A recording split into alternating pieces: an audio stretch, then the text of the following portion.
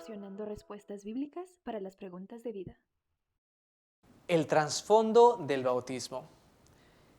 Juan el Bautista fue el último profeta del Antiguo Testamento. La ley y los profetas eran hasta Juan. Desde entonces el reino de Dios es anunciado. Lucas capítulo 16, versículo 16. Juan fue traído a este mundo y enviado con un propósito muy específico. Fue para preparar el camino del Señor Jesús. Fue enviado para poner en su lugar las últimas cosas que se necesitaban, para que el Señor Jesús viniera y ministrara, para dar su vida en rescate y redimir a la humanidad. Este es de quien está escrito: he aquí envió mi mensajero delante de tu faz, el cual preparará tu camino delante de ti. Lucas capítulo 7, versículo 27. El propósito de Israel, y específicamente los profetas, era identificar al Mesías. Cuando Juan señaló a Jesús y proclamó: he aquí el Cordero de Dios que quita el pecado del mundo, Juan capítulo 1, versículo 29, fue la última marca de identificación del Señor. El Mesías ya había sido identificado oficial y completamente, y la obra de Juan estaba llegando a su fin. La única obra realmente significativa que hizo Juan después de eso fue bautizar a Jesús. Poco después de bautizar a Jesús dijo: es necesario que Él crezca, pero que yo mengüe. Juan capítulo 3, versículo 30. Jesús comenzó a tomar el control y Juan comenzó a retroceder. Su obra de identificar a Cristo y prepararle el camino fue completa. Era hora de que el Mesías ministrara a la gente e hiciera el trabajo que había venido a hacer. Los profetas no solo identificaron a su persona, quién era Él, también identificaron su obra, y por eso el bautismo fue tan importante. Cuando lo llamó el Cordero de Dios, identificó oficialmente quién era, y cuando lo bautizó, había señalado oficialmente su obra. La obra principal de Juan fue bautizar a la gente en el agua. En esto era conocido su ministerio. Yo a la verdad os bauticé en agua, pero Él os bautizará con el Espíritu Santo. Marcos capítulo 1, versículo 8. El bautismo en agua fue para identificar al Cristo, no principalmente quién era Él, sino su obra, lo que haría. ¿Cuál fue la obra que vino a hacer Jesús? No estoy hablando de morir en la cruz, aunque ese fue siempre su enfoque. Juan lo señaló: yo a la verdad os he bautizado con agua, pero Él os bautizará con Espíritu Santo. Marcos capítulo 1, versículo 8. Jesús vino a bautizar a la gente con el Espíritu Santo. Ese iba a ser su ministerio. Sin embargo, nunca lo hizo durante su ministerio terrenal. ¿Por qué? Aunque siempre fue el enfoque de su ministerio terrenal, todo lo que hizo durante su tiempo en el ministerio en la tierra, tenía que hacerse antes de que el bautismo con el que bautizaría pudiera hacerse correctamente y entenderse adecuadamente. El arrepentimiento tenía que ser proclamado, el evangelio tenía que ser completado, la fe tenía que avanzar para que tal acto tuviera lugar. Este fue un bautismo con el Espíritu Santo, Dios moviéndose en los corazones y las almas de las personas después de su resurrección. Todo estaba listo para que sucediera el acto. Fue entonces cuando se dirigió a los discípulos sobre el asunto.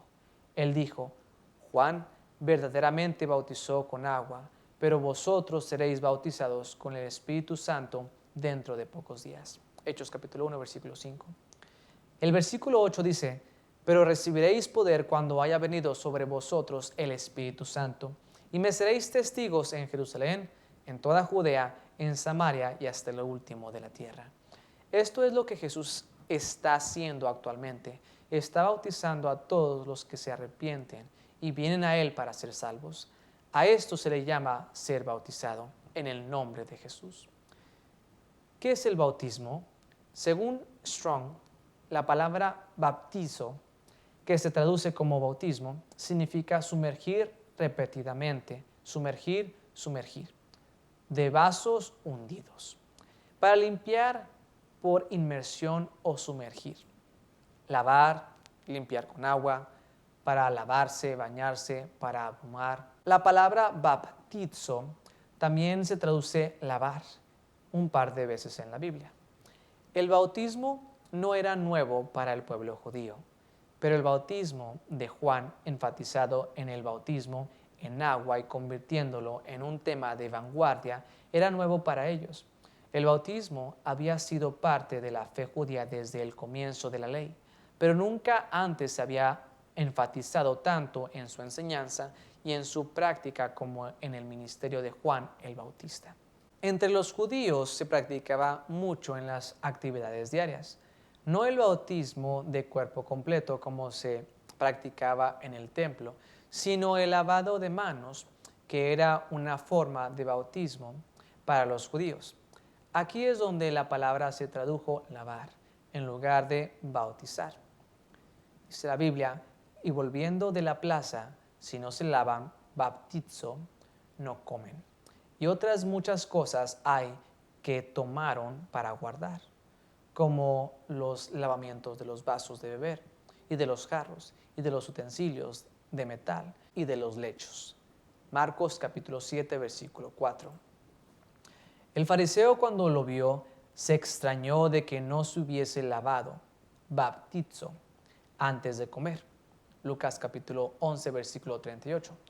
Cuando los judíos religiosos regresaban a casa del mercado, primero se lavarían, baptizarían las manos antes de tocar algo, especialmente los alimentos que comerían. No se trataba de haber tocado algo sucio o de haber obtenido gérmenes. Se trataba de haber tocado un animal del que tenían prohibido comer o haber tocado algo que estaba muerto. Durante el tiempo de Cristo, se trataba principalmente de haber tocado a un gentil o algo que un gentil había tocado, baptizar. Lavarse las manos, por así decirlo, los limpiaría religiosamente de nuevo. Estaban muy sorprendidos de que Jesús no se lavara las manos antes de comer y después de haber estado fuera ministrando a todo tipo de personas. Aunque Jesús no vino a ministrar a los gentiles, muchos gentiles lo escuchaban. Para los judíos, los gentiles eran lo más inmundo que una persona podía tocar. Todos estaban acostumbrados a bautizar de esa manera, pero también se practicaba el bautizar completamente a las personas, pero solo en los servicios ceremoniales. La palabra bautismo no está en el Antiguo Testamento. Su enseñanza está envuelta en la enseñanza sobre la purificación y la consagración. Hubo algunas preguntas entre los discípulos de Juan y los judíos acerca de la purificación debido al bautismo de Jesús y Juan. Juan capítulo 3, versículo 22 al 27. Está claro en el pasaje que ellos conectaron los dos. Esto es lo que dice la enciclopedia judía sobre el bautismo de cuerpo completo.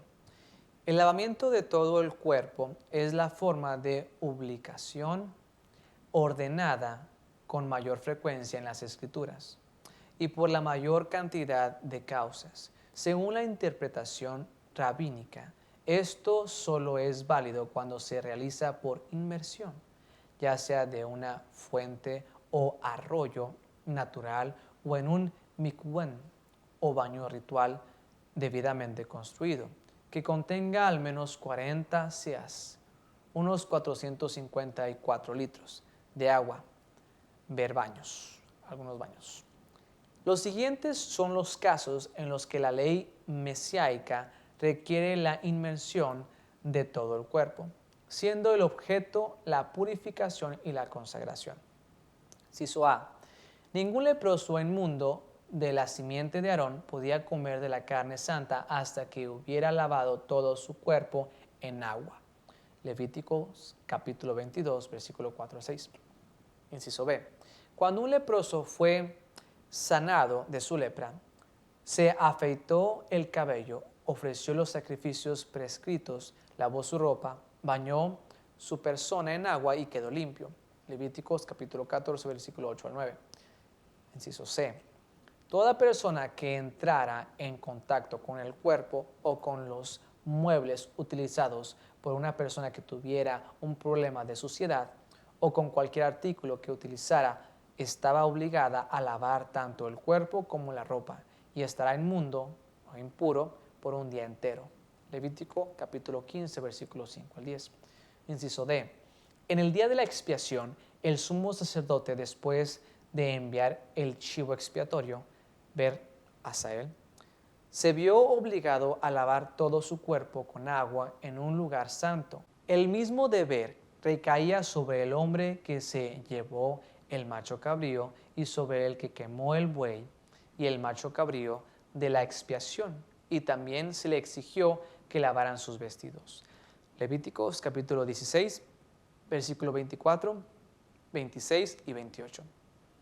Según el Talmud, en el día de la expiación, el sumo sacerdote sumergía toda su persona 5 veces y se lavaba las manos y los pies 10 veces.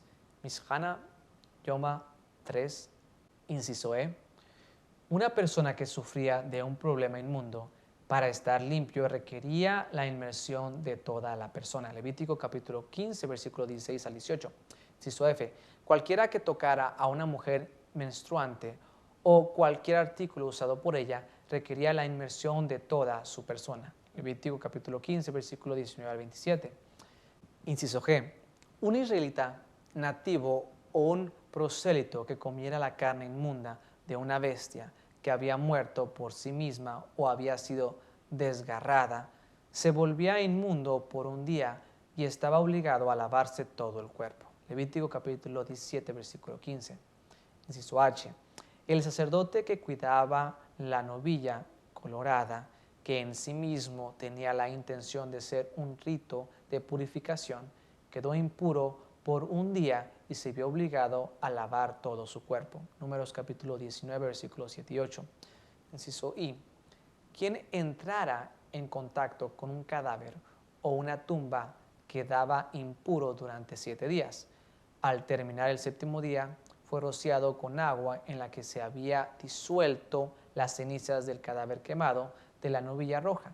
El séptimo día lavó todo su cuerpo y su ropa con agua y quedó limpio. Números capítulo 19, versículo 19. Inciso J. Entre las ceremonias de la instalación de los sacerdotes estaba el lavado de todo el cuerpo. Éxodo capítulo 29, versículo 4 y versículo 11 al 12. Inciso K. Los levitas fueron purificados rociándolos con agua de la ofrenda por el pecado. Números capítulo 8, versículos 7 al 15. Inciso L. Una mujer menstrua requiere inmersión, como se muestra en 2 de Samuel capítulo 11, versículo 2 al 4, y la interpretación rabínica de Números capítulo 31, versículo 23.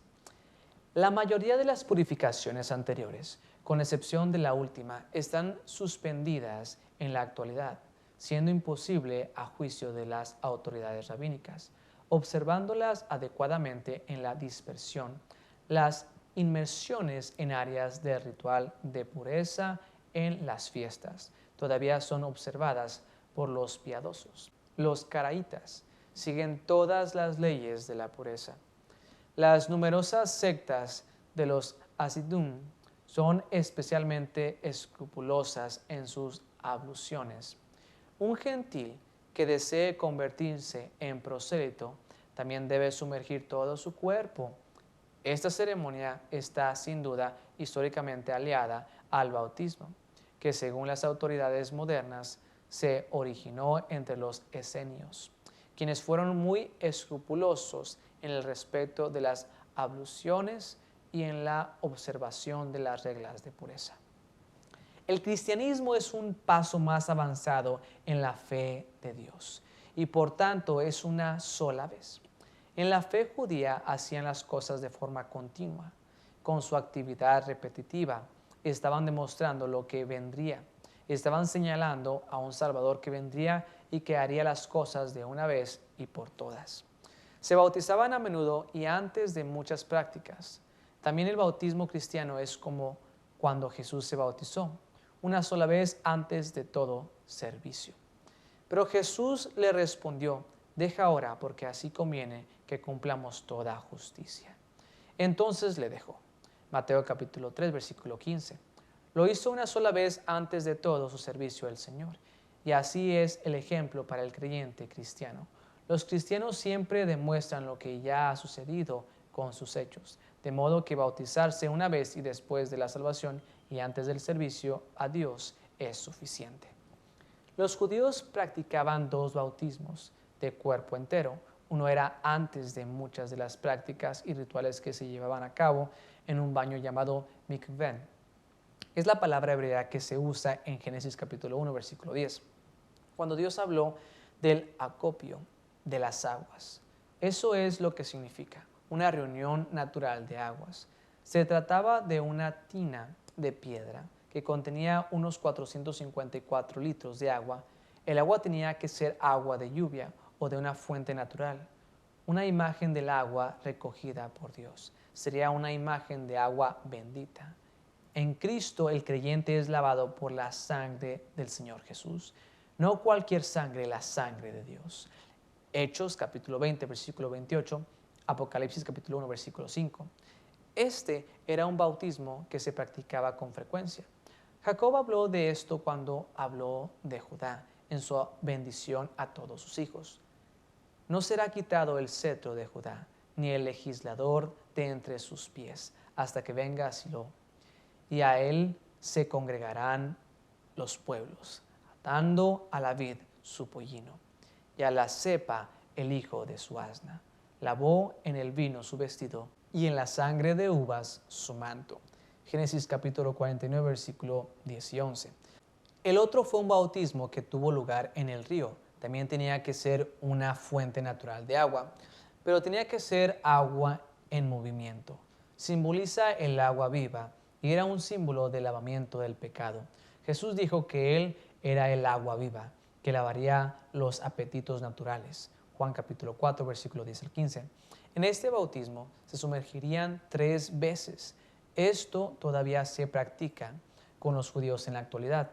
Probablemente significaba el Padre, el Hijo y el Espíritu Santo, como Jesús ordenó en Mateo capítulo 28, versículo 19. Cuando un gentil se convirtiera al judaísmo, tendría que ser bautizado completamente en agua antes de poder participar en las prácticas religiosas. Está claro en las Escrituras que el bautismo no era nuevo para el pueblo judío. Sabían del bautismo, pero no entendían el bautismo de Juan el Bautista. Lo que sí sabían los judíos era que vendría alguien que bautizaría como su ministerio principal. Saben que sería Elías, el profeta o el Cristo. Por eso acudieron a Juan para preguntarle si era uno de esos 3. Juan capítulo 1, versículo 21 al 28 dice, y le preguntaron, ¿qué pues? ¿Eres tú Elías? Dijo, no soy. ¿Eres tú el profeta? Respondió, no. Le dijeron, pues ¿quién eres? Para que demos respuesta a los que nos enviaron. ¿Qué dices de ti mismo? Dijo, yo soy la voz de uno que clama en el desierto. Enderezad el camino del Señor, como dijo el profeta Isaías. Y los que habían sido enviados eran de los fariseos. Y le preguntaron y le dijeron, ¿por qué pues bautizas si tú no eres el Cristo, ni Elías, ni el profeta? Juan le respondió diciendo, yo bautizo con agua, mas en medio de vosotros está uno a quien vosotros no conocéis. Este es el que viene después de mí, el que es antes de mí, del cual yo no soy digno de desatar la correa del calzado. Estas cosas sucedieron en Betábara, al otro lado del Jordán, donde Juan estaba bautizando. Se había profetizado en el Antiguo Testamento que un profeta vendría, pero no lo habían reconocido como la misma persona que el Mesías. Juan el Bautista y Elías eran la misma persona, y el profeta y el Cristo eran la misma persona. Juan vino en el espíritu de Elías, según Lucas capítulo 1, versículo 13 al versículo 17. Jesús también les dejó en claro a sus discípulos que Juan y Elías eran la misma persona. Creo que también se estaban refiriendo al hecho de que Juan vino en el espíritu de Elías. Mateo capítulo 17, versículo 10 al versículo 13, dice lo siguiente. Entonces sus discípulos le preguntaron diciendo, ¿por qué pues dicen los escribas que es necesario que Elías venga primero? Respondiendo Jesús les dijo, a la verdad, Elías viene primero y restaurará todas las cosas. Mas os digo que Elías ya vino y no le conocieron, sino que hicieron con él todo lo que quisieron. Así también el Hijo del Hombre padecerá de ellos. Entonces los discípulos comprendieron que les había hablado de Juan el Bautista. Sigue diciendo la Biblia, profeta de en medio de ti, de tus hermanos como yo, te levantará Jehová tu Dios, a él oiréis. Deuteronomio capítulo 18, versículo 15. Profeta les levantaré de en medio de sus hermanos como tú, y pondré mis palabras en su boca, y él les hablará todo lo que yo te mandare. Deuteronomio capítulo 18, versículo 18. Estaban esperando a un profeta especial, pero no sabían que el Mesías y el profeta eran la misma persona, pero esperaban que ambos bautizaran. Entendieron que él, Cristo, venía a bautizar, pero lo que no recordaban era que el bautismo con el que venían a bautizar era un bautismo espiritual. Es por esto que Jesús envió a Juan para que fuera el precursor y llevara el bautismo a la vanguardia y pusiera las bases para que él introdujera el bautismo espiritual. Por eso el bautismo de Juan fue un bautismo de arrepentimiento. Fue solo con el propósito de presentar el real. El precursor del oficial, todo lo que Jesús hizo en la tierra, fue hacer posible que se llevara a cabo el bautismo espiritual. Ese fue el punto principal de todo su ministerio. Para que tuviera lugar la redención tenía que proporcionarse, tenía que introducirse la verdad. La fe tenía que ser completa, pero el objetivo siempre fue lavar a los pecadores y santificarlos con un propósito especial.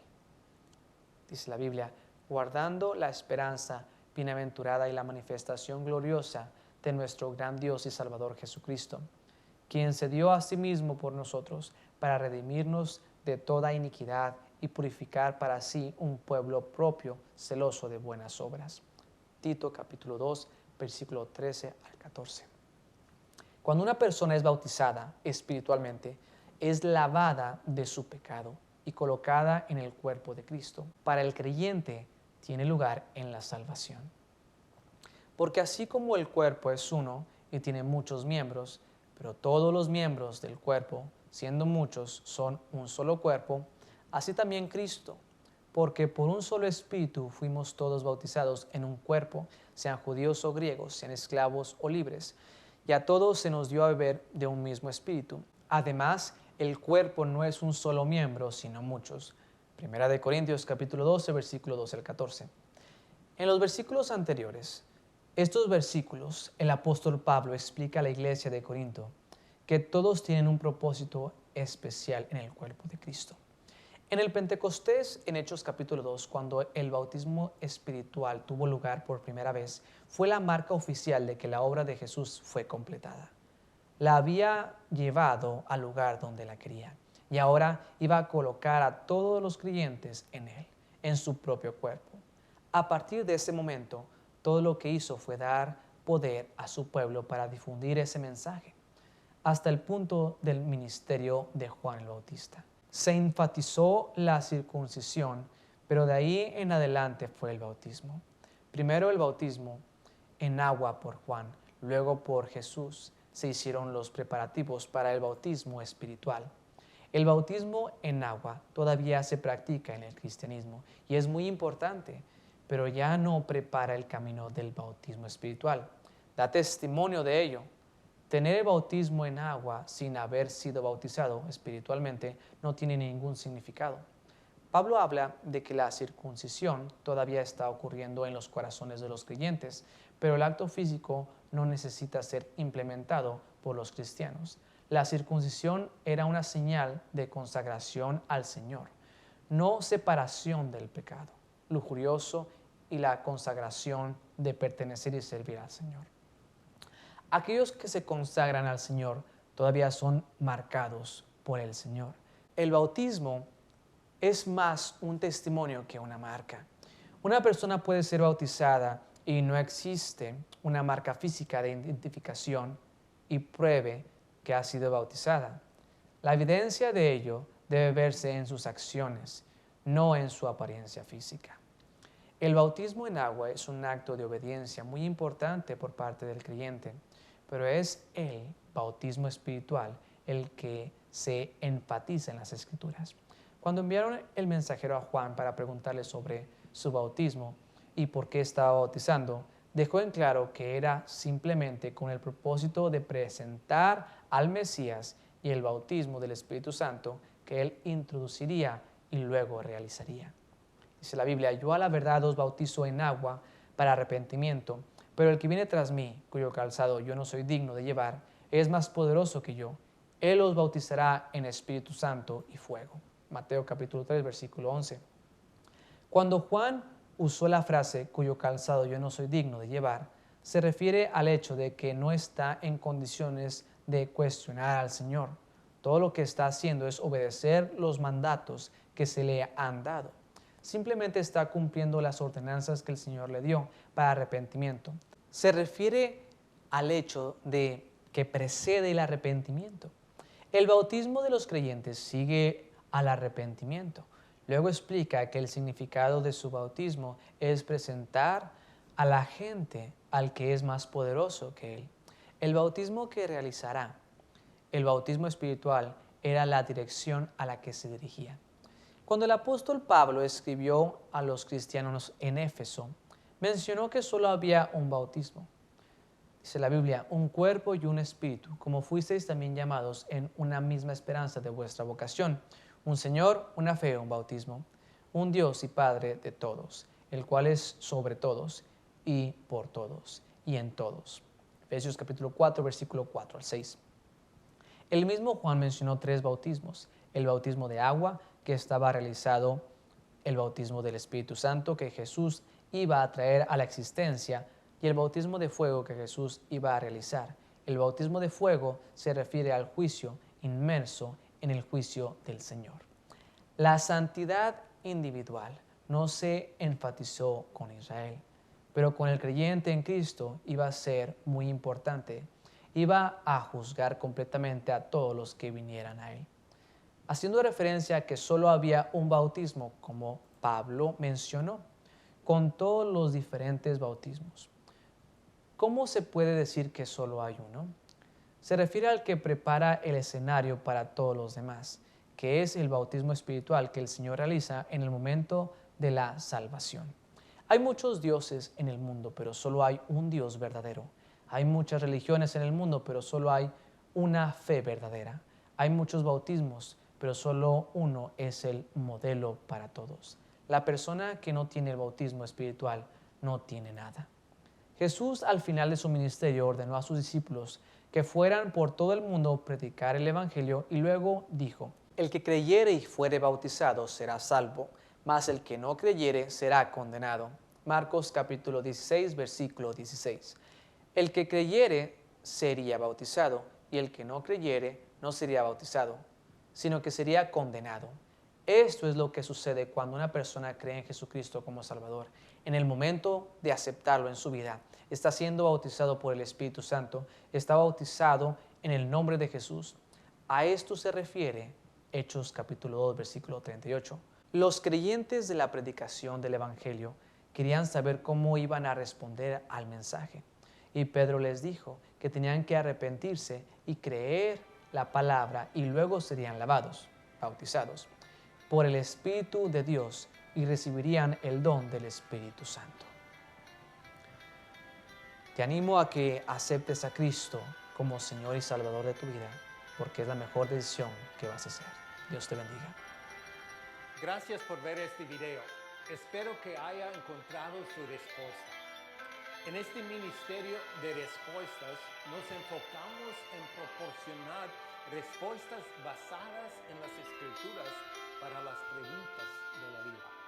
Si tiene más preguntas o una pregunta específica, envíanos otro mensaje y le enviaremos la respuesta que busca. Para obtener más información y más enseñanzas, consulte y siga los siguientes sitios y páginas web. Dios le bendiga.